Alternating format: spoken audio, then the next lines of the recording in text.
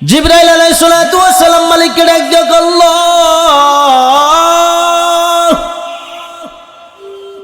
আপনি আমাকে অনুমতি দেন, আমি একটু জান্নাতটা ঘুইরা দেখতে চাই। আল্লাহ, আমি একটু জান্নাতটা ঘুইরা দেখতে চাই।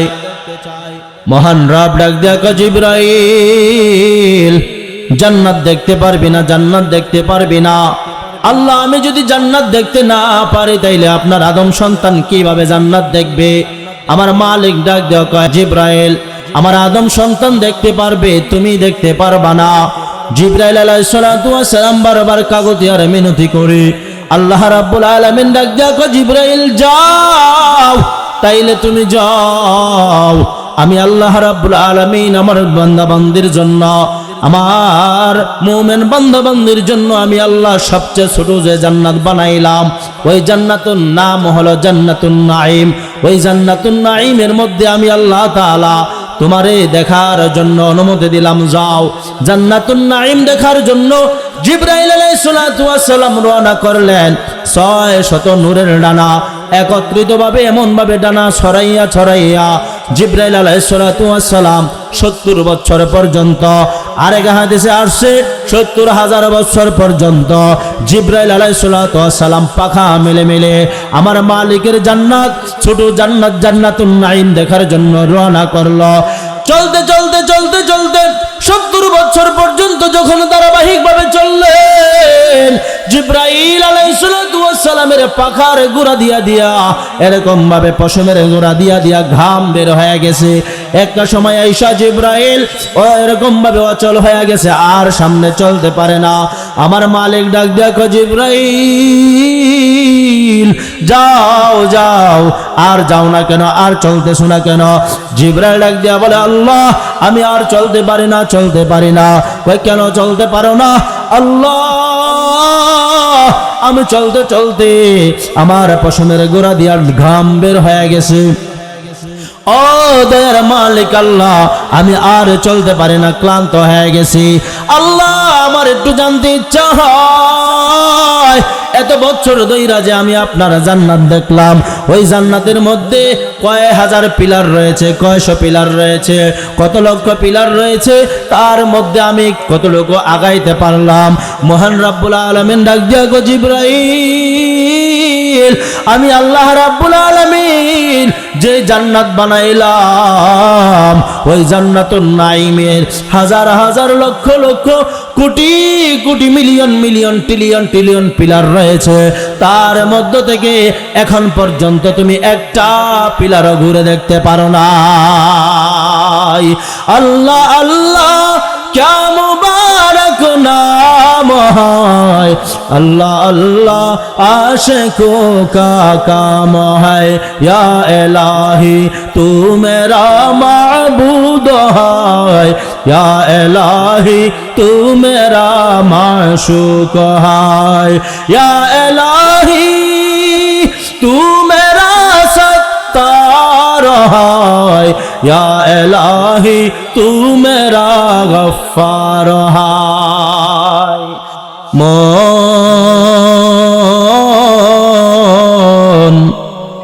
कर लागी यहाँ कंदो दीवाराती,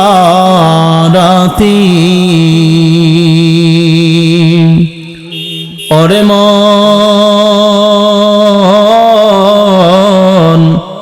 कर लागी यहाँ कंदो दीवाराती, बेबे देखो क्यों হবে না রে তোমার সঙ্গের সাথী, कर लागी यहाँ कंदो दीवाराती,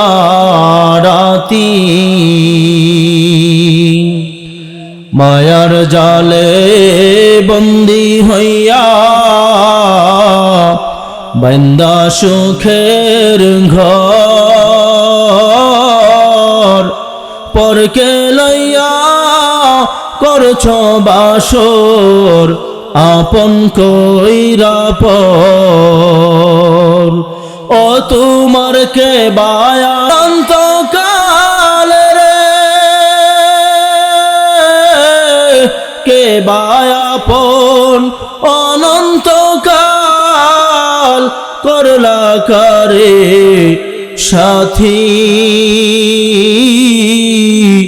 কর লাগিয়া কান্দ দিবারাতি ওরে মন কর লাগিয়া কান্দ দিবারাতি আপন আপন বইলা যারে বাবুছ সারা খন আসল যে কেউ নয় তারা কেউ নয় রে আপন ও তুমি আজ না হয় কাল বুঝবা একদিন রে আজ না হয় কাল বুঝবা একদিন নিবিলে জীবন বাতি কর লাগিয়া কান্দ দিবারাতি বিশ্বনবী মুহাম্মদুর রাসূলুল্লাহ সাল্লাল্লাহু আলাইহি ওয়াসাল্লাম জিবরাইল আলাইহিস সালাতু ওয়াস সালামকে জিজ্ঞাসা করলেন, জিবরাইল তোমার বাড়ি কোথায়, তুমি কোথায় থেকে আসলা? জিবরাইল আলাইহিস সালাতু ওয়াস সালাম বলেন, আমার বাড়ি হলেন সিদরাতুল মুনতাহা, অর্থাৎ পৃথিবীর শেষ সীমানায় একটা বড়ই গাছ রয়েছে, ওই বড়ই গাছের কিনারায় হচ্ছে আমার বাড়ি। আপনার আমার পয়গম্বর বিশ্বনবী মুহাম্মদুর রাসূলুল্লাহ সাল্লাল্লাহু আলাইহি ওয়াসাল্লাম ডাক দিয়া বলে, জিবরাইল তুমি যে আমার কাছে একদিনে 25 বার আগমন করলা, 30 বার আগমন করলা, কিভাবে তুমি আসলা? তোমার বাহন কি, তুমি কিভাবে আসো? জিবরাইল আলাইহিস সালাতু ওয়াস সালাম ডাক দিয়া পয়গম্বর আল্লাহ রাব্বুল আলামিন আমারে এত ক্ষমতা দান করছেন, আমারে এত ক্ষমতা দিয়েছেন, আমি আপনার চক্ষু দুইটা বন্ধ হইতে হইতে আমি জিবরাইল সিদরাতুল মুনতাহা থেকে আপনার নিকটে চলে আসতে পারি। ইয়া রাসূলুল্লাহ আপনি চোখ দুটো শুধু বন্ধ করবেন আর খুলবেন, দেখবেন যে আমি আপনার সামনে এসে হাজির। জিবরাইল আলাইহিস সালাতু ওয়াস সালাম আপনার আমার নবীকে বললেন, ইয়া রাসূলুল্লাহ ইয়া হাবিবাল্লাহ আল্লাহ রাব্বুল আলামিন আমারে 600 নূরের পাখা দান করেছেন, ওই 600 নূরের পাখার মধ্যে 2টা পাখা এই দুনিয়ার মধ্যে ছড়ানোর মতো জায়গা আমার কাছে নাই। আল্লাহ তাআলা দুনিয়াটারে এত ছোট করে বানাইছে। এটা উদাহরণ দিলে বুঝবেন জিবরাইল আলাইহিস সালাতু ওয়াস সালাম কত বড়। আশরাফ আলী থানভী রাহমাতুল্লাহি আলাইহি তিনি একটা কিতাবের মধ্যে ঘটনা উল্লেখ করেছেন, কিতাবুল ইফক, একটা কিতাব আছে। জিবরাইল আলাইহিস সালাতু ওয়াস সালাম আল্লাহ তাআলার কাছে বলেছিলেন, মালিক আমার একটু জান্নাত দেখার সুযোগ করে দেন। আল্লাহ তাআলা কয়, জিবরাইল তুমি তো জান্নাত দেখতে পারবা না। জিবরাইল কয়, আল্লাহ আমি যদি জান্নাত দেখতে না পারি তাহলে তোমার আদম সন্তান, ছোট ছোট আদম সন্তান, তারা কিভাবে জান্নাত দেখবে, তারা কিভাবে জান্নাতে বসবাস করবে? আল্লাহ কয়, আমার আদম সন্তান পারবে, জিবরাইল তুমি পারবে না। সুবহানাল্লাহ, চিল্লায় এখন। জিবরাইল আলাইহিস সালাতু ওয়াস সালাম মালিককে ডাক দিয়ে বলল,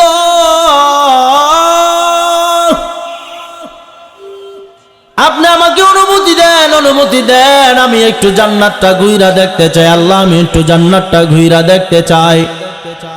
মহান রব ডাক দিয়া কয়, জিবরাইল জান্নাত দেখতে পারবি না, জান্নাত দেখতে পারবি না।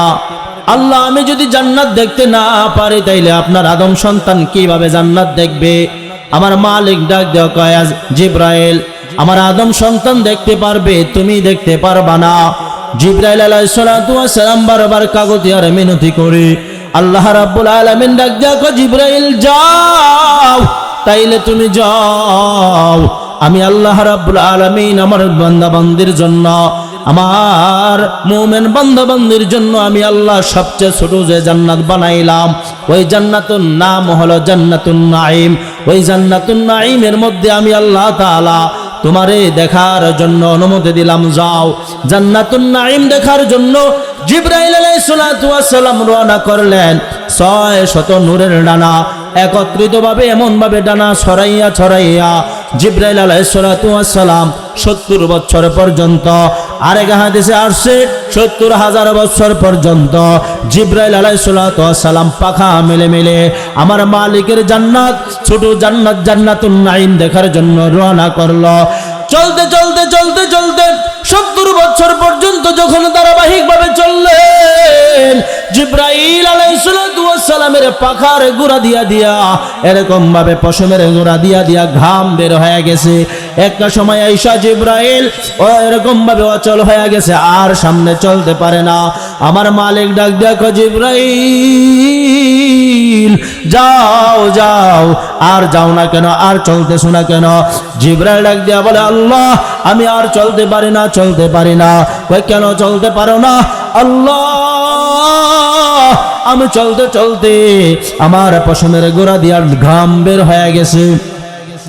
ও দয়ার মালিক আল্লাহ, আমি আর চলতে পারি না, ক্লান্ত হয়ে গেছি।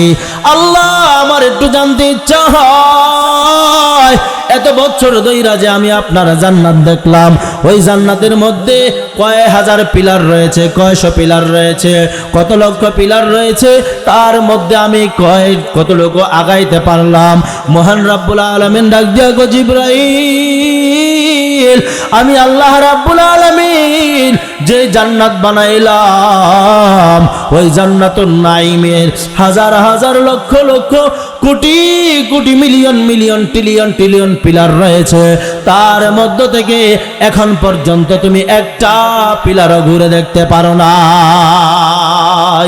আল্লাহ আল্লাহ क्या मुबारक नाम है, अल्लाह अल्लाह आशिकों का काम है, या इलाही तू मेरा माबूद है, या इलाही तू मेरा माशूक है, या इलाही तू मेरा सत्तार है, या इलाही तू मेरा गफ्फार है। এই হলো জান্নাত। তো আল্লাহ রাব্বুল আলামিন আপনাকে আমাকে যে জান্নাত দিবে, সেই জান্নাতের মালিক আমরা যখন হব, আমাদের জান্নাতের দরজার সামনে যে ফেরেশতারা দাঁড়ায় থাকবে, আপনাকে আমাকে যে সালাম দিবে, এত বড় বড় ফেরেশতারা আপনাকে আমাকে সালাম দিবে, খুশি না বেজার? তাইলে এই সালাম আমরা আমলটা চালু রাখবো তো ইনশাআল্লাহ। দিনে রাতে 24 ঘন্টার মধ্যে 40 জন মানুষকে সালাম দিতে পারবো না বাবা? তাহলে এই আমলটা আমরা করবো তো ইনশাআল্লাহ। দেখেন এই দুনিয়াতে আমরা আসছি, দুনিয়াটা হলো ক্ষণস্থায়ী একটা দুনিয়া। এই দুনিয়ার মধ্যে আমরা বেশি দিন কেউ থাকতে পারবো না। দুনিয়াটা হলো অল্প সময়ের একটা দুনিয়া, যেখান থেকে আপনাকে আমাকে আমাদের সকলকে চির বিদায় নিয়ে চলে যেতে হবে।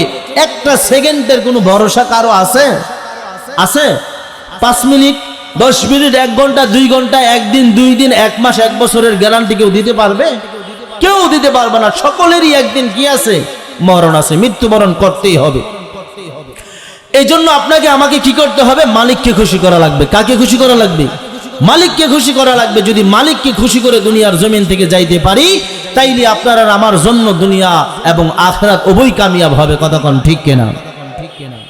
কাদের কুদ রত্তদারি বরকামাল, আন্তা রব্বি আন্তা হাসবি জুল জালাল, তুহি কাদের জলিলুল্লাহ জাহাদার, বাহর হালে তুহি মেরা নিগাহদার।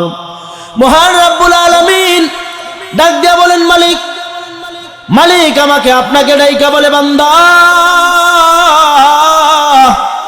আমি আল্লাহ রাব্বুল আলামিন তোমাদেরকে এত সুন্দর করে বানাইলাম, এত আদর করে তোমাদেরকে বানাইলাম। বান্দা আমি আল্লাহ তোমাদেরকে জাহান্নামে দেওয়ার জন্য বানাই নাই, আমি আল্লাহ তোমাদেরকে বানাইছি জান্নাত দেওয়ার জন্য। বান্দারে আমি আল্লাহ কত ভালোবাসা তোমাদেরকে বানাইলাম, কত পছন্দ কইরা তোমাদেরকে বানাইলাম। জানুনির বান্দা ভালো করে লক্ষ্য করে শোনো, আমার আল্লাহ ডাক দিয়া কয় বান্দা তুমি দুনিয়ার জমিনে কত কিছু দেখো, তুমি গাছ দেখা বলো সুন্দর, মাছ দেখা তুমি বলো সুন্দর, এরকম ভাবে পশু পাখি দেখা তুমি বলো সুন্দর, আর কিসিমের রং বিরঙ্গের ফুল ফল দেখা তুমি বলো কত সুন্দর। আমার রব ডাক দিয়া কয় বান্দা তুমি যত কিছুই সুন্দর বলো না কেন, তুমি যত কিছুই তোমার কাছে দামি বানাও না কেন, বান্দারে আমি আল্লাহ তোমারে জানাইয়া দিলাম, আমি আল্লাহ তোমারে জানাইয়া দিলাম, আমি আল্লাহর কাছে তোমার চাইতে সুন্দর আর কেউ নাই, তোমার চাইতে দামি আমি আল্লাহর কাছে আর কেউ নাই। এরে বান্দা আমি আল্লাহ তোরে সবচেয়ে বড় দামি করে বানাইলাম, আমি আল্লাহ সবচেয়ে বড় সুন্দর করে তোমারে বানাইলাম। এই জন্য মহান রব্বুল আলামিন ডাক দিয়া কয় লাকাদ খালাকনাল ইনসানা ফি আহসানি তাকওয়িম। মহান রব্বুল আলামিন ডাক দিয়া কয় বান্দা সব কিছুর চাইতে আমি আল্লাহ তোমারে সবচেয়ে বড় সুন্দর করে বানাইলাম, সব কিছুর চাইতে আমি আল্লাহ তোমারে সবচেয়ে দামি করে বানাইলাম। রে বান্দা তুমি যখন তোমার মায়ের গর্ভে আসলাম, আমি আল্লাহ তোমার মায়ের গর্ভের মধ্যে 3 জন ফেরেশতা নিয়োজিত করে দিলাম। 3 জন ফেরেশতার কাম হলো তোমার সুন্দর করে বানানো, তোমার অঙ্গ প্রত্যঙ্গগুলা সুন্দর করে বানানো, তোমার হাত পাও গুলা সুন্দর করে বানানো। ফেরেশতারা ডাক দাও আল্লাহ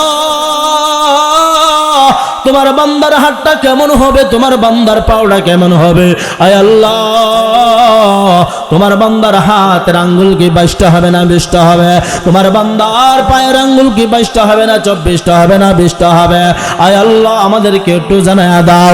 আমার মালিক ডাক দেখো ফেরেশতা ওই যে দেখো লৌহে মাহফুজের মধ্যে আমার বান্দার আকৃতি দেওয়া আছে, আমার বান্দার আকৃতি দেখা দেখা সুন্দর কইরা আমার বান্দারকে বানায়া দাও, আমার বান্দার সব কিছু বানাইতে থাকো। বান্দা আমার ফেরেশতারা যখন তোমার সব কিছু বানায়, সব কিছু যখন বানাইতে থাকে আস্তে আস্তে আস্তে আস্তে করে যখন সব কিছু বানায়, যখন তোমার চেহারাটার কাছে আসে রে বান্দা, আমি আল্লাহ আমার ফেরেশতাদেরকে ডাক দিয়া বলে ও ফেরেশতারা আমার বান্দার হাত চেহারার মধ্যে হাত লাগাইও না, আমার বান্দার চেহারার মধ্যে হাত দিও না। ফেরেশতারা ডাক দিয়া বলেছিল মালিক আয় আল্লাহ যদি আপনার বান্দার চেহারা না বানায়, যদি আপনার বান্দার চেহারা না বানায় তাইলে কে আব্দুর রহমান হবে, কে আব্দুর রহিম হবে, আয় আল্লাহ তার পরিচয় দুনিয়ার মানুষ কিভাবে জানবে, দুনিয়ার মানুষ তার পরিচয় কিভাবে বের করবে, এই জন্য তার চেহারা বানানোর দরকার। আমার মালিক ডাক দিয়া ফেরেশতা আমার বান্দার চেহারাটা আমি আল্লাহ আমার কুদরতি হাতের দ্বারা আমি আল্লাহ নিজে ঘষে ঘষে বানাইতে চাই। সুবহানাল্লাহ জোরে বল। এই জন্য আল্লাহ রাব্বুল আলামিন বলে বান্দা তোর চেহারাটা হলো অনেক সুন্দর, এত অনেক দামি তোর একটা কপাল, এই কপাল দিয়া তুই যখন আমি আল্লাহকে একবার আল্লাহ বলে ডাকো, আমার কুদরতি কদমের মধ্যে যখন তুমি একটা সেজদা দাও তখন আমি আল্লাহ তোমার উপরে রাজি আর খুশি হইয়া যাই। সুবহানাল্লাহ।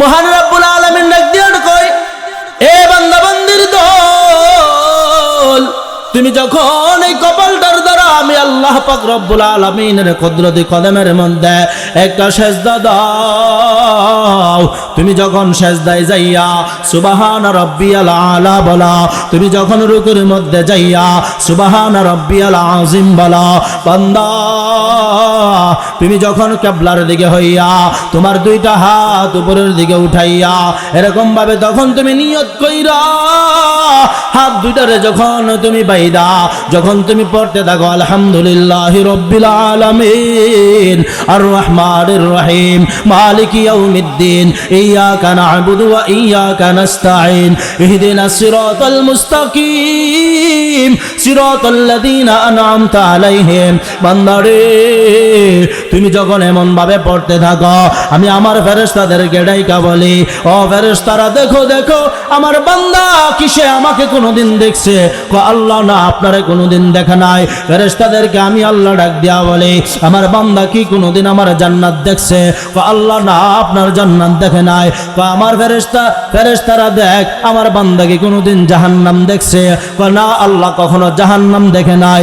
মহান রব্বুল আলামিন ডাক দেখো ফেরেশতা সাক্ষী থাক, আমার যে সমস্ত বান্দা বান্দিরা আমি আল্লাহরে না দেখা, আমি আল্লাহর জান্নাত না দেখা, আমি আল্লাহর জাহান্নাম না দেখা, আমি আল্লাহর কুদরতি কদমের মধ্যে সেজদা দিয়া আমারে বড় বলে স্বীকার করে, আমার নামে প্রশংসা করে, ফেরেশতা শুইনা রাখ আমি আল্লাহ রাব্বুল আলামিন আমার ওই সমস্ত বান্দা বান্দির জীবনের গুনাহ খাতা মাফ করে দে। আল্লাহ মাফ করে দেয়। এই জন্য মালিক বলে, বান্দা তুমি আসো, আমার দিকে ফিরে আসো। আল্লাহ তাআলা প্রত্যেক দিন এই প্রথম আসমানে আয়েশা আয়েশা বান্দা বান্দিকে ডাকতে থাকে, আলা মিন মুস্তাগফির ফাগফির লাহ। কে আছো গুনাহগার আসো, কে আছো অভাবী আসো, কে আছো অসুস্থ আসো, কে আছো এরকম ভাবে ঋণগ্রস্ত আসো।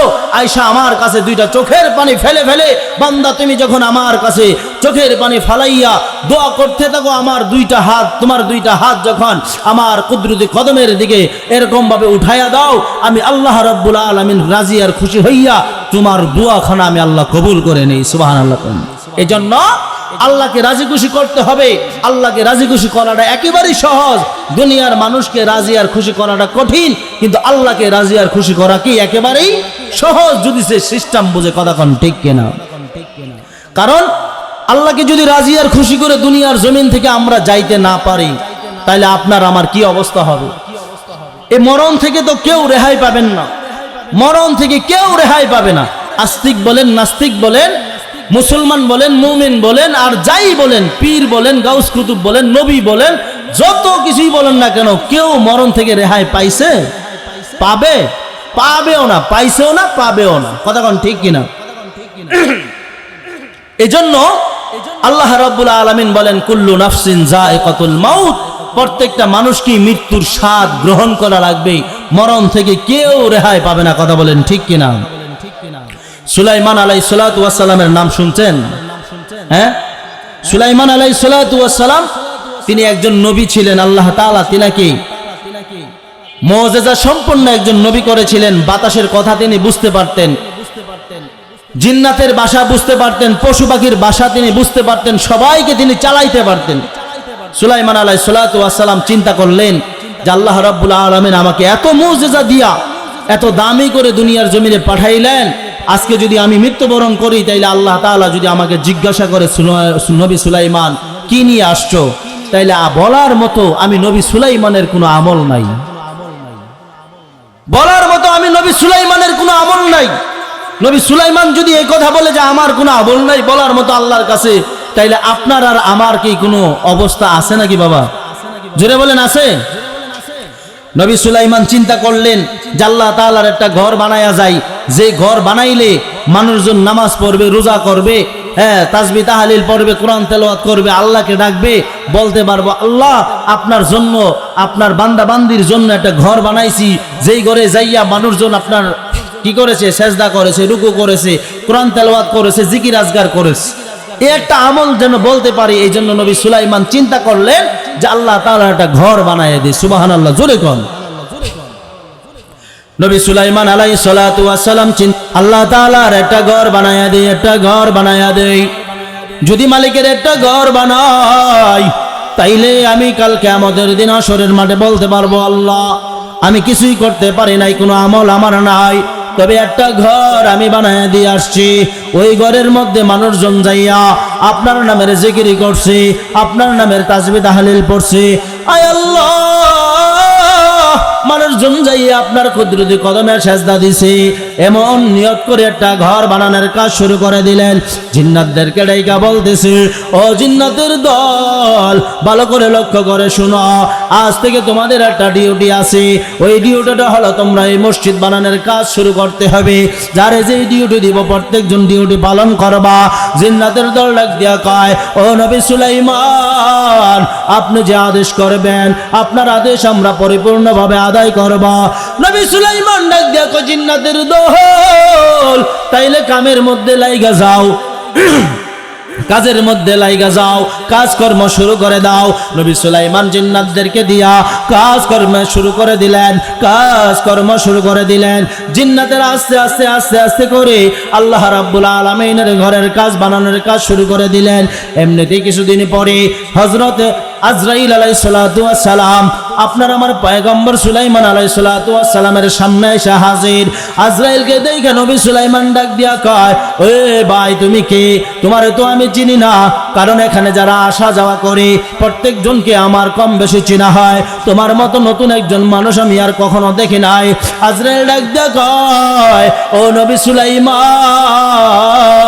আমার নামটা যে একবার জানছে, আমার নাম যার কানের মধ্যে একবার গেছে, সে আর দুনিয়ার জমিনে বাইচা থাকে নাই। ও নবী সুলাইমান, আজকেও আপনি আমার নামটা যখন জানবেন, আপনাকেও আর কোনোদিন দুনিয়ার জমিনে থাকতে পারবেন না, দুনিয়ার জমিন থেকে আপনাকেও চলে যাইতে হবে। নবী সুলাইমান ডাক দিয়া কয়, আজরাইল, আমার একটু সময় দেওয়া লাগবে, একটু সময় যদি আমার না দাও তাইলে আমি কিভাবে আল্লাহ পাক রব্বুল আলামিনের ঘরের কাজ কমপ্লিট করব? আল্লাহ রাব্বুল আলামিনের ঘরের কাজটা কিভাবে কমপ্লিট করব? নবী সুলাইমান ডাক দিয়া কয়, আজরাইল, আমার একটু সময় দাও। আজরাইল ডাক দিয়া কয়, নবী সুলাইমান, সময় দেওয়ার মালিক তো আমি না, হায়াত দেওয়ার মালিক তো আমি না। হায়াত যদি তোমার নিতে হয়, সময় যদি তোমাকে বাড়ায়া নিতে হয়, তাইলে তোমার মালিকের কাছে বলতে হবে, তাইলে এই আবদারটা তোমার মালিকের কাছে বলতে হবে, মালিকের কাছে করতে হবে। নবী সুলাইমান ডাক দিয়ে কইল, ও দয়ার মালিক, ও আল্লাহ, আমার একটু হায়াত বাড়ায়া দাও, আমার একটু সময় দাও। নবী সুলাইমান যখন হায়াত বৃদ্ধির কথা বললেন, আমার মালিক ডাক দেখো, নবী সুলাইমান, হায়াত তো তোমার বাড়ায়া দেওয়া যাবে না, আমি আল্লাহর সিস্টেমে নাই, আমি আল্লাহর আইনে নাই, আমি আল্লাহর নিয়মের মধ্যে নাই। নবী সুলাইমান, কি জন্য তুমি হায়াত চাও? নবী সুলাইমান ডাক দিয়া কয়, আল্লাহ, আমি আমার বিবি বাচ্চা দেখার জন্য হায়াত চাই নাই, আমি আমার সন্তানাদি দেখার জন্য হায়াত চাই নাই। আয় দয়ার মালিক আল্লাহ, আমি দুনিয়ার কোনো কাজের জন্য হায়াত চাই নাই। আল্লাহ দেখেন না, আপনার একটা ঘর বানানোর কাজ শুরু করলাম, ওই ঘরের কাজটা কমপ্লিট হয়ে গেলে আমি যদি দুনিয়ার জমিন থেকে চইলা যাই, আল্লাহ, আমার কোনো আফসোস নাই, আমার কোনো আপত্তি নাই। আমার মালিক ডাক দেয়া কয়, নবী সুলাইমান, যেই সিস্টেম আমি আল্লাহ চালু করে রাখলাম, ওই সিস্টেম অনুযায়ী তোমার দুনিয়ার জমিন থেকে চলে আসা লাগবে। অতএব তোমার যদি দুনিয়ার জমিনে থাকতে হয়, আমি আল্লাহ রাব্বুল আলামিন সিস্টেম অন্যটা কইরা দিতেছি। সুবহানাল্লাহ। মহান রাব্বুল আলামিন ডাক দিয়ে কয়, জিবরাইল, যাও যাও, আজরাইলের সঙ্গে যাও। আজরাইল রূহ নিয়ে চলে আসার পরে একটা লাঠির উপরে ভর করাইয়া তুমি নবী সুলাইমানকে আরো লম্বা সময় দাঁড় করায় রাখবা। যেই কয়দিন পর্যন্ত আমার ঘরটা বানানোর কাজ শেষ না হবে, সেই কয়দিন পর্যন্ত নবী সুলাইমানের দেহটা দুনিয়ার জমিনে রাইখা দিবা, দুনিয়ার জমিনে রাইখা দিবা। নবী সুলাইমান আলাইহিস সালাতু ওয়াস সালামের কাছে আজরাইল এবং জিবরাইল দুইজনে চলে আসছে। আজরাইল আইসা রূহটা নিয়ে গেছে, জিবরাইল আলাইহিস সালাতু ওয়াস সালাম একটা লাঠির মধ্যে ভর দিয়া হযরত সুলাইমান আলাইহিস সালাতু ওয়াস সালামকে দাঁড় করায় রাখলেন। নবী সুলাইমান এবার বাড়িতেও যায় না, নবী সুলাইমান এবার ঘরেও যায় না, নবী সুলাইমান এবার খাইতেও যায় না, নবী সুলাইমান এবার ইবাদত বন্দেগীতেও যায় না। জিন্নাতের দলের ডাক দেয়া কয়, একটা আরেকটার ডাক দেয়া কয়, কে রে দোস্ত, দেখো দেখো, নবী সুলাইমান আজকে বাড়িতেও যায় না, মনে হয় কাজের বেশি চাপ পড়ছে, এই জন্য নবী সুলাইমান বাড়িতেও যায় না। একটা আরেকটার এমন ভাবে বলতে থাকে, যখন আল্লাহ পাক রব্বুল আলামিনের ঘরের কাজ কমপ্লিট হয়ে গেছে, মহান রব্বুল আলামিনের ঘরের কাজটা যখন কমপ্লিট হয়ে গেছে, কমপ্লিট হয়ে যাওয়ার সঙ্গে সঙ্গে নবী সুলাইমানের দেহটা দুনিয়ার জমিনে এমন ভাবে পড়ে গিয়েছে, নবী সুলাইমানের দেহটা যখন দুনিয়ার জমিনে পয়রা যায়, জিন্নাতের দলেরা দৌড়ায় আসছে, আইসা একজন আরেকজনের ডাক দেয়া কয়, দোস্ত দেখো দেখো, নবী সুলাইমানের শিরা চলে না, নবী সুলাইমানের দম বন্ধ হয়ে গেছে, মনে হয় নবী সুলাইমান ইন্তেকাল করেছে। একটা আরেকটার এমন ভাবে বলতে থাকে, আরেকটা যায় দেখে নবী সুলাইমান এখন মরে নাই, আরো আগে মারা গেছে। একটা আরেকটার ডাক দেয়া বলতেছে, দোস্ত দেখো দেখো, নবী সুলাইমান মনে হয় এখন মরে নাই, তো কবে মারা গেছে? কয় দেখো যে লাঠির মধ্যে বর করে দাঁড়ায় আছে, ওই লাঠিটা মনে হয় ঘুন পোকায় খেয়ে ফেলেছে। ঘুন পোকায় খাইছে। আরেকটা জিন্নাতের দলের মধ্যে তো অনেক বয়স্ক আছে, জ্ঞানী আছে, আরেকটা একটা নতুন ঘুন পোকা আইনা একটা নতুন লাঠির মধ্যে দিয়া দিছে। দেখলো যে একদিনের মধ্যে ঘুন পোকাটা যে পরিমাণ খাইছে, জিন্নাতেরা হিসাব করে দেখলো যে নবী সুলাইমান এখন মরে নাই, আরো 1 বছর আগে মারা গেছে। আল্লাহু আকবার। এই জন্য বাবা বলতেছিলাম, যত কিছুই করেন না কেন, যা কিছুই করেন না কেন, দুনিয়ার জমিনে থাকার জায়গা না, সকলকে দুনিয়ার জমিন থেকে চলে যেতে হবে। কথা বলেন ঠিক কিনা? যত কিছুই বলেন না কেন, ধনী বলেন, গরিব বলেন, এরকম ভাবে শিল্পপতি বলেন, এরকম ভাবে সরকারি বড় চাকরিজীবী বলেন, কোটি কোটি টাকার মালিক বলেন, আর অর্থহীন মানুষ বলেন, রিক্সার ড্রাইভার বলেন, আর বিমানের ড্রাইভার বলেন, যত কিছুই বলেন না কেন বাবা, দুনিয়ার জমিনে কেউ থাকতে পারবে না। আজরাইল আলাইহিস সালাতু ওয়াস সালাম যখন আপনার আমার সামনে এসে হাজির হবে, আপনার আমার সামনে হাজির হওয়ার পর আপনার আমার রুট আজরাইল আলাইহিস সালাতু ওয়াস সালাম নিয়ে যাবে। সেই দিন যতই কান্নাকাটি করি না কেন, সেই দিন যতই আফসোস করি না কেন, সেই দিনের আফসোসে কোনো কাজ হবে না, সেই দিনের কান্নাকাটিতে কোনো কাজ হবে না। এই জন্য বাবা দুনিয়ার জমিনে কত মানুষের আগে, কত বাবার আগে সন্তান চইলা যায়, কত সন্তানের আগে কত বাবা চইলা যায়, কত মার আগে কত মেয়ে চলে যায়, কত দাদার আগে কত নাতি চলে যায়। এই জন্য বাবা দুনিয়ার জমিনে যে কয়দিন থাকবো, আল্লাহ রাব্বুল আলামিনকে রাজি আর খুশি করানো লাগবে। এরে বাবা ভালো করে লক্ষ্য করে শোনো, দুনিয়ার জমিনে যে কয়দিন বাঁচবো, নিজের সন্তানগুলাকে এরকম ভাবে সুশিক্ষায় শিক্ষিত করা লাগবে, নিজেদের সন্তানগুলাকে ধর্মীয় লাইনের জ্ঞান অন্বেষণ করানো লাগবে। নিজেদের সন্তানগুলাকে যদি কোরআন হাদিসের জ্ঞান না জানান, নিজেদের সন্তানগুলাকে যদি কোরআন হাদিসের জ্ঞান না শিক্ষা দেন, তাইলে কাল কিয়ামতের দিন হাসরের মাঠে আপনার সন্তান যখন জাহান্নামে চলে যাবে, আপনার সন্তান বলবে, আল্লাহ আমারে কেন তুমি জাহান্নামে দিতেছো? আজকে জাহান্নামে আমার মা আমার সঙ্গে যাবে, আমার বাবা আমার সঙ্গে যাবে। আল্লাহ রাব্বুল আলামিন ডাক দেয়া বলবে, এ আমার বান্দা, তোমার মাকে কেন ডাকতেছো? তোমার বাবাকে কেন ডাকতেছো? সন্তান ডাক দিয়ে বলবে, মালিক আয় আল্লাহ,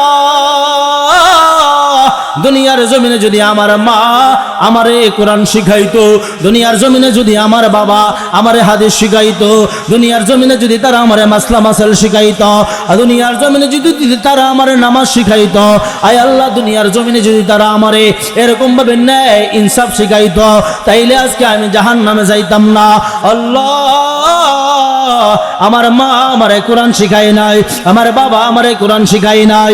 মহান রব্বুল আলামিন ডাক দেয়া বলবে, তাইলে যাও যাও, মা আর বাবার এরকম ভাবে জাহান্নামের দরজার সামনে শোয়া রাখো, জাহান্নামের দরজার সামনে মারে আর বাবারে এমন ভাবে শোয়া রাখবে, সন্তান তাদের বুকের উপরে পাড়া দিয়া দিয়া, পাও দিয়া দিয়া লাফাইয়া লাফাইয়া জাহান্নামে পড়বে। এই জন্য বাবা আপনার সন্তানটারে এরকম ভাবে ম্যাজিস্ট্রেট বানান, আপনার সন্তানটারে উকিল বানান, আপনার সন্তানটারে ডাক্তার বানান, কোনো আপত্তি নাই। তবে আপনার সন্তানটারে তার আগে হাফেজে কোরআন বানান, তার আগে তারে কোরআন শিখান, তার আগে তারে হাদিস শিখান, তার আগে তারা মাসলা মাসাইল শিখান, তার আগে তারে দুনিয়াবি লাইন শিখান। যখন আপনি তারে সব কিছু শিখাইবেন, তখন দেখবেন দুনিয়াও আপনার জন্য দুনিয়াও আপনার জন্য সুখের, পরকালও আপনার জন্য সুখের। আর যদি সন্তানকে আপনি এগুলো শিক্ষা না দিতে পারেন, তাহলে দুনিয়াও আপনার জন্য অন্ধকার, পরকালও আপনার জন্য অন্ধকার। কথা কোন ঠিক কিনা? অনেক ডাক্তার সন্তান আছে, অনেক উকিল আছে, অনেক ব্যারিস্টার আছে, নিজের মা আর বাবার খোঁজ খবরও নেয় না। কথা কোন ঠিক কিনা? এই জন্য আপনাদেরকে একটা উদাহরণ শোনাই। বাইজিদ বুস্তামি রহমাতুল্লাহ আলাইহির নাম শুনছেন? হ্যাঁ, মুরব্বীরা যারা আছেন বাইজিদ বুস্তামির নাম শুনেন নাই? মার দুয়ার কারণে বাইজিদ আল্লাহর ওলি হয়েছে। সুবহানাল্লাহ, জোরে কোন। সেই জমানারই আরেকজন, তার নাম হলো হারুন। সে হারুন মার সঙ্গে বেয়াদবি করার কারণে সে জাহান্নামী হয়েছে। বর্ণনাটা আপনাদেরকে একটু শোনাই। বাইজিদ বুস্তামির মা বাইজিদকে কোরআন শিখাইছে, হাদিস শিখাইছে, আল্লাহ চিনাইছে, রোজা শিখাইছে, নামাজ শিখাইছে। হারুন তার মা তাকে এরকম ভাবে হাদিস কোরআন শিখায় নাই, তারে কোরআন শিখায় নাই, তারে মাসলা মাসাল শিখায় নাই, তারে দুনিয়া বিজ্ঞান তারে শিখাইছে। দুনিয়া বিজ্ঞান শিখানোর কারণে আস্তে আস্তে আস্তে আস্তে করে সন্তানটা বড় হয়েছে। বড় হওয়ার পর সে তার মায়ের সঙ্গে কত বেয়াদবি করলো দেখেন। বাইজিদ বুস্তামি রহমাতুল্লাহ আলাই একবার তিনি হজ করার জন্য মক্কায় গেলেন। হজ করে মক্কা মদিনা ঘুরে আসার পরে হজের কাজ যখন কমপ্লিট হয়ে গেল, বাইজিদ বুস্তামি রহমাতুল্লাহ আলাই এরকম ভাবে দুইটা হাত আসমানের দিকে উঠাইয়া আমার মালিককে ডাক দিয়া কয়, আল্লাহ ও দয়ার মালিক, তোমার কাছে একটা জিনিস জানতে চাই। আল্লাহ তোমার কাছে একটা জিনিস জানতে চাই। আমার মালিক ডাক দেখো, বাইজিদ কি জানতে চাও বলো। বাইজিদ ডাক দেখো, মালিক এই বছর তুমি কতজন মানুষের হজ কবুল করলা, কয়জন মানুষের হজ তুমি কবুল করলা না, আয় আল্লাহ আমার একটু জানাইয়া দাও। বাইজিদ বুস্তামি মনে মনে চিন্তা করলেন, যদি আমি এবার জানতে পারি আমার হজটা কবুল হয়েছে কি হয় নাই, তাইলে তো আমি আনন্দ বোধ করব। মহান রব্বুল আলামিন ডাক দেখো, বাইজিদ এই বছর তোম যারা হজ করার জন্য আসলো সমস্ত মানুষের হজ আমি আল্লাহ কবুল করলাম, তবে একটা মানুষের হজ আমি আল্লাহ কবুল করি নাই। বাইজিদ বুস্তামি রহমাতুল্লাহ আলাই ডাক দেখো, মালিক লক্ষ লক্ষ মানুষ আসলো, তাদের মধ্যে কে এমন হতভাগা তার হজটা তুমি কবুল করো নাই, আয় আল্লাহ দয়া কইরা আমার একটু জানাইয়া দাও। বাইজিদ বুস্তামি যখন জানতে চাইলেন, আমার মালিক ডাক দেয়া কয়, তার নাম হলো হারুন। আল্লাহ তারে আমি পাবো কোথায়? আমার মালিক ডাক দেয়া কয়, যা দেখবা সে সাফা মারওয়া পাহাড়ের তলদেশে এরকম ভাবে বালুর মধ্যে গইরাইতেছে আর কাঁদতেছে। যা দেখবা তার একটা হাত নাই, যা দেখবা তার একটা পাও নাই। বাইজিদ বুস্তামি রহমাতুল্লাহ আলাই দৌড়ায় চলে আসলেন সাফা মারওয়া পাহাড়ের কাছে। আইসা দেখেন একটা লোক গড়াগড়ি দিয়া কাঁদতেছে। একটা লোক একবার গড়ায় এইদিকে যায়, আরেকবার ওই দিকে যায়। হারুনকে যে এবার বাইজিদ বুস্তামি রহমাতুল্লাহ আলাই ডাক দেখো, হারুন আর গড়াগড়ি করিও না, আর কান্না করিও না। হারুন ডাক দেখো, বাইজিদ ভাই তুমি আমার নাম কিভাবে জানলা? আমি তো হইলাম বড় একজন পাপী, আমার নামটা তুমি কিভাবে জানলা? বাইজিদ বুস্তামি ডাক দেখো, হারুন শুধু তোমার নাম জানছি তা নয়, তোমার সমস্ত কিছু আমাকে আল্লাহ তাআলা জানাই দিছে। রে হারুন তোমার এই অবস্থা কেন? আমার একটু ডাক দেয়া, আমার একটু বলো। হারুন ডাক দেয়া বলতেছে, বাইজিদ শোনো, আমার এই অবস্থা হওয়ার কারণ হলো আমার মা, আমার বাবা, আমার ছোট্টকালে আমার বাবা ইন্তেকাল করেছে। আমার মা আমারে আস্তে আস্তে আস্তে আস্তে করে বড় করেছে। আমার মা আমারে পড়াশোনা করাইছে, কিন্তু আমার মা আমারে কোরআন শিখায় নাই, আমার মা আমারে হাদিস শিখায় নাই। রে বাইজিদ আমার মা আর আমার মধ্যে ভালো সুসম্পর্ক ছিল। একটা সময় আমার মা ডাক দিয়া বলতেছে, হারুন তাইলে তোমার এবার একটা বিবাহ শাদী করার দরকার, তুমি একটা বিবাহ করো।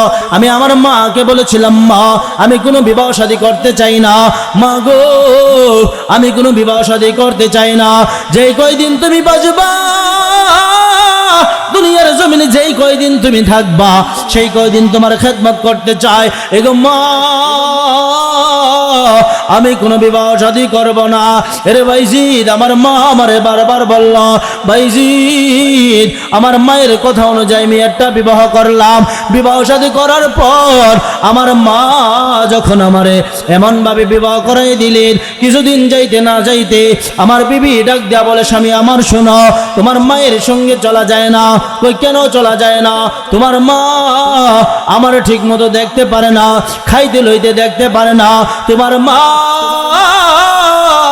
আমার সঙ্গে বনাবনি হয় না, অতএব তোমার মায়ের সঙ্গে থাকতে পারবো না। এরে বাইজিদ আমার মার সঙ্গে আমার বিবির যখন দ্বন্দ্ব হয়, একদিন দুই দিন তিন দিন এমন বিচার সালিশ যখন শুরু হয়ে যায়, আমি আমার মাকে এমন ভাবে বললাম, মা গো কেন তুমি আমার বিবির সঙ্গে এরকম ঝগড়াঝাটি করো? আমার মা চোখের পানিগুলো ফেলায় আর ডাক দিয়া কয়, হারুন হারুন, সন্তান তুমি ভালো করে শোনো, আমি মা কখনো তোমার বিবির সঙ্গে ঝগড়াঝাটি করি না, কারণ তুমি আমার একমাত্র সন্তান, তুমি ছাড়া আমার এই দুনিয়ার জমিনে আর কেউ নাই, তোমার বিবি ছাড়াও আমার এই দুনিয়ার জমিনে কেউ নাই। সন্তান রে, আমি মা তোমার বিবির সঙ্গে কোনো ঝগড়াঝাটি করি না। তোমার বিবি বারবার মিথ্যা কথা বলে, একদিন, 2 দিন, 3 দিন, দীর্ঘ সময় অতিবাহিত হওয়ার পরে বাইজিদ বোস্তামিকে ডাক দেয়া বলতেছেন, রে বাইজিদ বোস্তামিকে হারুন ডাক দেয়া বলতেছেন, রে বাইজিদ, আমার মার বিরুদ্ধে যখন আমার বিবি বারবার এমন ভাবে বলতে থাকে, একবার আমি কঠোরভাবে আমার মাকে যাইয়া বললাম, মা তুমি কি পারো না আমার বিবির সঙ্গে মিলেমিশে চলতে? মা ডাক দেখো, সন্তান আমি তোমার বিবির সঙ্গে কোনো ঝগড়াঝাটি করি না। মাগো তুমি তো ঝগড়াঝাটি করো, কেন তুমি করো? আমার বাড়ি থেকে বের হয়ে যাও। মা দুঃখের চোখের পানিগুলো ফলায় আর ডাক দেখো, সন্তান তুমি আমার এমন কঠোর ভাষায় বলতেছো, বাড়ি থেকে বের হয়ে যাওয়ার জন্য বলতেছো। এর সন্তান, তোমার বাবা মৃত্যুবরণ করার আগে, তোমার বাবা ইন্তেকালের আগে আমারে বলে গিয়েছে আমি যেন তোমার চাইরা অন্যত্রে না যাই, তোমার চাইরা যেন আমি অন্য কোথাও না যাই, আমি যেন তোমার বাবার বিটা চাইরা অন্যত্রে না যাই। এর সন্তান, তুমি যা বলবা সব কিছু আমি মানতে পারবো, তবে আমার স্বামীর বিটা চাইরা আমি যাইতে পারবো না। রে বাইজিদ, বারবার আমার মাকে আমি এমন ভাবে যখন বলি, আমার মা আমার বাড়ি থেকে বের হইতে রাজি হয় না। আমি আমার মায়ের গালের মধ্যে একটা থাপ্পড় লাগাইয়া দিলাম। আমার মা চোখের পানিগুলো ছাড়লো আর ডাক দেয়া বলল, এর হারুন কেমনে পারলা তুমি আমার গালের মধ্যে থাপ্পড় দিতে? এর সন্তান, তুমি কেমনে পারলা আমি মাকে তুমি আক্রমণ করতে? সন্তান রে, গালের দ্বারা আমি মা কত তোমার আদর করলাম, তোমার এই হাতের মধ্যে আমি মা কত চুমা খাইলাম। এর সন্তান, তুমি কিভাবে পারলা? তারপরেও আমার মা আমার বাড়ি ছাইরা গেল না। এর বাইজিদ শুনো, তারপরে আস্তে আস্তে আস্তে আস্তে করে আমার মা যখন বাড়ির মধ্যে থাকতেছিল, আমার মা যখন বাড়ির মধ্যে থাকতেছিল, আস্তে আস্তে আস্তে আস্তে করে আমার বিবি আরেকদিন আমার ডাক দেয়া কয়, তোমার মা হয়তো বাড়িতে থাকবে, নয়তো আমি থাকবো। তোমার মা যদি বাড়ি থাকে তাইলে আমি থাকবো না, অতএব তোমার মাকে বের করা লাগবে। রে বাইজিদ, আমি আমার বিবির কথা বিশ্বাস করলাম, আমার মাকে যাইয়া বুকের মধ্যে লাগতে দিলাম আর ডাক দেয়া বললাম, মা ঘর থেকে বের হয়ে যাও, যদি ঘর থেকে বের না হও তাহলে তোমাকে জানে মেরে ফেলবো। এমন ভাবে আমার মাকে যখন বুকের মধ্যে লাগতে দিলাম, আমার মা অচেতন হইয়া জমিনের মধ্যে পইরা যায়। তারপরেও আমার মা বাড়ি থেকে চইলা যায় নাই। আরেকদিন আমার বিবি আমাকে এমন ভাবে বলল, স্বামী গো, আজকে সত্যি সত্যি আমি তোমার বাড়ি ছেড়ে চলে যাব। এই জন্য আমি আমার মাকে বস্তাবন্দি করলাম, বস্তাবন্দি কইরা হাত পাগুলা বাঁধলাম, সব কিছু করে তারে জঙ্গলার মধ্যে ফালাইয়া দিয়ে আসলাম। আমার বিবি আমারে বুঝাইল, জঙ্গলায় ফেলে দিলে বাঘে শিয়ালে কুকুরে খেয়ে ফেলবে, যদি খেয়ে ফেলে তাইলে তোমার মা আর কোনোদিন এই বাড়িতে আসবে না। যখন এই কথাগুলো বলছে, বলার পর এখন বাইজিদ বোস্তামিকে বলতেছেন, বাইজিদ কিছুদিন যাইতে না যাইতেই আমার এই হাত পছন্দ হচ্ছে, আমার এই পাও পছন্দ হচ্ছে। আমি ডাক্তারের সান্নিধ্যে গেলাম, যাই বলতেছি, ডাক্তার আমার এই হাতটা কি হইল, ওষুধ দেন, ভালো ওষুধ দেন। ভালো ওষুধ দিল, যতই আমি ওষুধ খাই কিন্তু আমার ওষুধে কোনো কাজ হয় না। সে বুঝতে পারলো যে গজব চইলা আসছে আসমান থাইকা, দুনিয়ার কোনো ওষুধে কাজ হবে না। কথা কোন ঠিক কিনা? বাইজিদ বোস্তামিকে জানাইলেন, বাইজিদ এবার শুরু হয়ে গেল। বাইজিদ বোস্তামির কাছে বললেন, বাইজিদ আমার হাত পচে গেল, ডাক্তার আমার হাত কাইটা ফালাইলো, আমার পাও পচে গেল, ডাক্তার আমার পাও কাইটা ফালাই দিল। এরকম ভাবে যখন এলাকার লোকজন আমার বাড়ির সামনে এসে জড়ো হয়েছে, ডাক দেয়া বলতেছেন, হারুন তুমি একটা পাপিষ্ঠ, তুমি একটা নাফরমান। এরে হারুন, তুমি একটা পাপিষ্ঠ, তুমি একটা নাফরমান, তোমার মতো এমন নাফরমান আমাদের এলাকার মধ্যে রাখবো না, তোমারে আজকে আমরা সকলে মেরে ফেলবো। যেই মাত্র এইভাবে বললেন, বলার সঙ্গে সঙ্গে হারুন ডাক দিয়ে বলতেছেন, এলাকার লোকজন শোনো, আমি আমার মায়ের সঙ্গে বেয়াদবি করছি, আমি আমার মার সঙ্গে বেয়াদবির কারণে আজকে দুনিয়ার জমিনে আমার আযাব গজব শুরু হয়ে গেছে। তোমাদের হাতে ধরি, পায়ে ধরি, আমারে গেরাম ছাড়া করিও না, আমারে তোমরা একবারে মারিও না। আর যদি তোমরা আমার একবারে মারতেই চাও, তাইলে তোমরা আমারে এরকম ভাবে তোমরা আমারে একবারে মারিও না। তোমরা যদি আমারে গেরাম ছাড়া করতে চাও, তাইলে তোমাদের কাছে আমার একটা রিকোয়েস্ট, তোমাদের কাছে আমার একটা দাবি, আমাকে নিয়া এরকম ভাবে মক্কা নগরের সামনে ফালাইয়া দিয়ে আসো, আল্লাহ তাআলার ঘরের সামনে ফালাইয়া দিয়ে আসো, যেন আমি আমার মালিকের কাছে বারবার তওবা করে আমি মাফ নিতে পারি, বারবার যেন তওবা করে আল্লাহ তাআলার কাছে মাফ নিতে পারি। এই জন্য তোমরা আমাকে কাবা শরীফের সামনে আইনা রাইখা যাও। কাবার সামনে তাকে নিয়ে রাইখা আসা হলো, সেখানে সে বারবার আল্লাহ তাআলার কাছে তওবা করে, মাফ চায়, সে দুরূদ পড়ে, ইস্তেগফার পড়ে, উমরা করে, হজ করে, যা কিছুই করে না কেন, সে যখন বলে লাব্বাইক আল্লাহুম্মা লাব্বাইক, আল্লাহ তাআলার পক্ষ থেকে তার কাছে লা লাকা লাব্বাইক চলে আসে। সে বুঝতে পারলো যে আল্লাহ আমাকে ক্ষমা করবে না। বাইজিদ যখন দুইটা হাত আল্লাহর কাছে উঠাইছে, আল্লাহ পাক রব্বুল আলামিনকে বলতেছে, মালিক কোনদিন তুমি আমার দোয়া ফেরত দাও নাই, আজকেও তুমি আমার দোয়া ফেরত দিও না, আল্লাহ তোমার এই বান্দাটাকে তুমি মাফ করে দাও। আল্লাহ তাআলার পক্ষ থেকে এরকম ভাবে হুকুম আসলো, আওয়াজ আসলো, বাইজিদ যদি তুমি আরেকবার তার জন্য দোয়া করো, তাইলে আমি আল্লাহ তোমার ওলির দফতর থেকে নাম কাইটা দিন। এই জন্য বোঝানোর উদ্দেশ্য হলো যে দুনিয়ার জমিনে বেশি দিন থাকবো না, দুনিয়ার জমিনে যেই কয়দিনই থাকবো, নিজের সন্তানটারে এমন একটা জায়গায় রাইখা যাব যে আমি চলে যাওয়ার পরেও যেন আল্লাহ পাক রব্বুল আলামিন আমার এরকম ব্যবস্থা করে দেয় যে সদগায়ে জারিয়া আমার আমল নামায় চলতে থাকে। কথা কোন ঠিক কিনা? এই জন্য আল্লাহর রাসূল একটা আমল শিখাইলেন। আল্লাহর রাসূলের কাছে একজন যুবক এসে বলতেছেন, ইয়া রাসূলুল্লাহ, আমার মা নাই, বাবা নাই, যদি মা থাকতো, বাবা থাকতো, তাইলে আজকে আমি আমার মা আর বাবার খেদমত করতে পারতাম। ইয়া রাসূলুল্লাহ, যদি আমার মা থাকতো, বাবা থাকতো, তাইলে আমার মাকে একবেলা খাবার খাওয়াইতে পারতাম, মাকে একটা শাড়ি কিনে দিতে পারতাম, বাবাকে একটা লুঙ্গি কিনে দিতে পারতাম। আজকে আমার মা নাই, বাবা নাই, কিন্তু আমার টাকা পয়সার কোনো অভাব নাই।